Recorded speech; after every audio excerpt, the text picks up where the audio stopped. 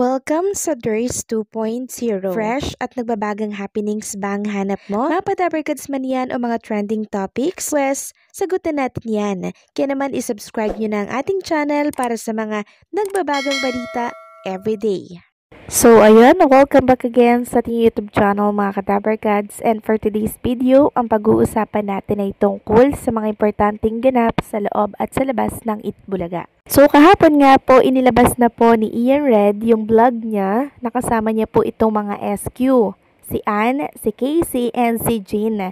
Si Eunice and itong si Sampo, nauna niya na po itong na-vlog nung nakaraan. Sabi niya nga, kukompletohin niya daw po yung mga singing queens natin. So yung first vlog niya sa YouTube channel, yung second sa YouTube po ni Eunice, na kung saan ang naging topic niya doon ay jojowain or totropahin. Then yung third, tatlong SQ na yung kasama niya dito, si Anne, si Jean, and si Casey. So habang nagbablog, food trip lang sila dito mga kadabarkads. Sabi nga po ni SQ Jean, food trip with Mama Ian Red, Ann Ferrer, and Casey Bueno.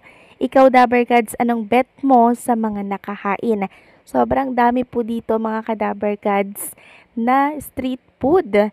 Merong Betamax, favorite po yun ni Ian Red. And speaking of Ian Red, mga kadabarkads, marami nga po naghahanap sa kanya dito po sa The Clones kahapon. Kasi yun na nga lang daw po yung exposure ni Ian Red. Tapos wala pa daw ito. So feeling ko pinagpahinga muna si Ian Red kahapon kasi andyan naman po si Jose and syempre si Wally Viola. And speaking of The Clones mga kadabarkads, si Lucky Robles po talaga yung sobrang lucky kahapon dahil siya po yung nanalo sa OPM Male Clones dito po sa The Clones. And inilabas niya nga po mga kadabarkads yung backstage scene niya bago siya magpakita sa mga dabarkads natin dito po sa entablado.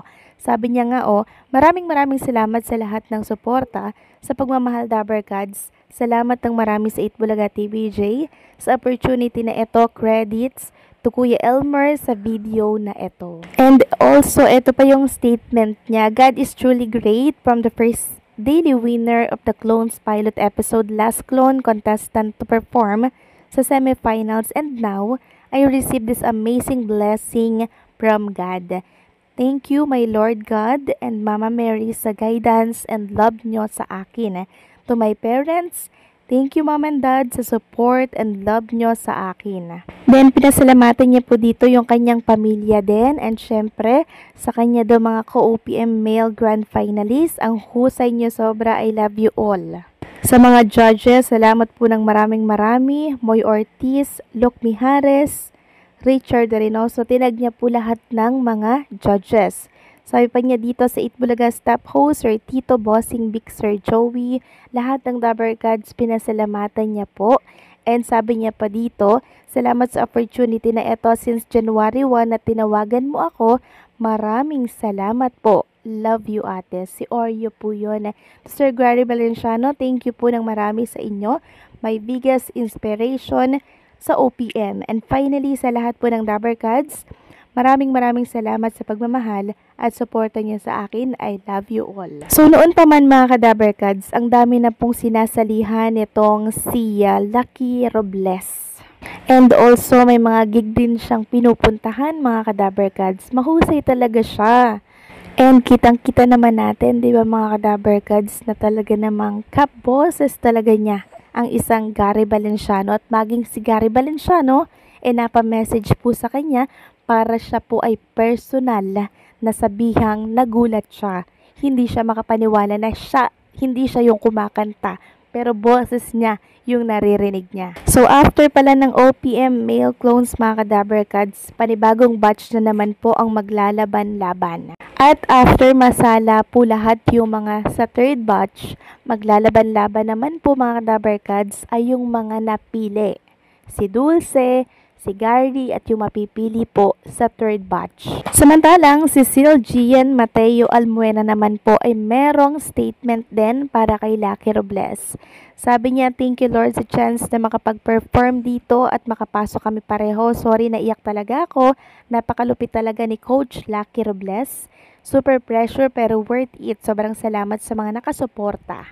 And also, kinongratulate niya din po si Lucky Robles. Alam niya din po talaga na napakahusay nitong si Lucky. Kaya alam niya, kahapon pa lang po, nung di pa sila tinatawag, na si Lucky po ang mananalo. And speaking of Lucky Robles, eto pag-usapan naman natin mga Kadaber Kads.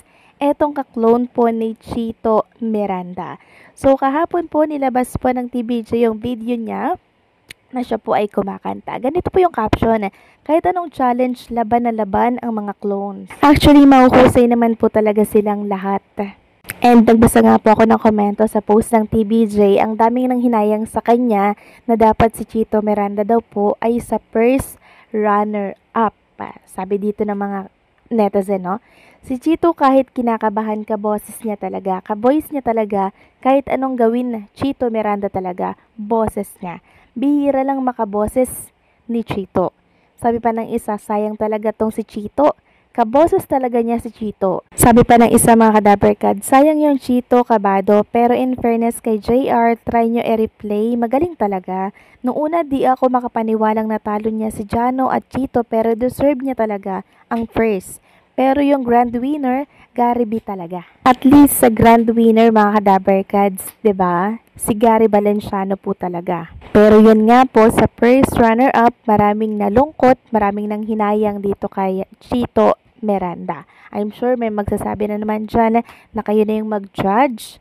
'Di ba? Maalam pa kayo sa judge. Ito'y opinion lamang naman po ng ilang mga netizen natin. Sabi nga, 'di ba, hindi naman masamang magbigay ng opinion kasi lahat tayo ay may sariling mga opinion. Medyo kinain lang po ng kaba itong si Chito Miranda, kaya hindi siya masyadong nakapag-focus. Pero kaboses niya talaga mga Kadaber Kads. And speaking of Chito Miranda mga Kadaber Kads, meron po siyang mensahe para sa lahat po ng mga nagmamahal at sumuporta po sa kanya sa laban pong ito sa The Clones.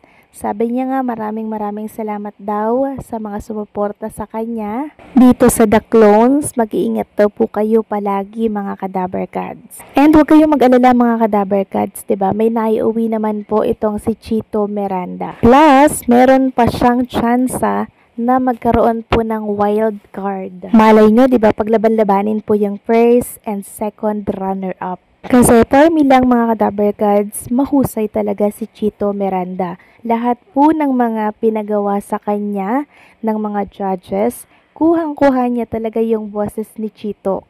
Bibihira lamang po mga Kadaber Kads, yung ganito na may makaboses po itong si Chito Miranda. And nakakatuwa lang dahil sa The Clones po na programa po ng Itbulaga ay nadidiscover yung mga ganitong mga netizen natin na may mga talento po na tinatago. So paano mga Kadaber Kads, hanggang dito na lamang po ang update natin. Maraming salamat sa patuloy po na pagsuporta.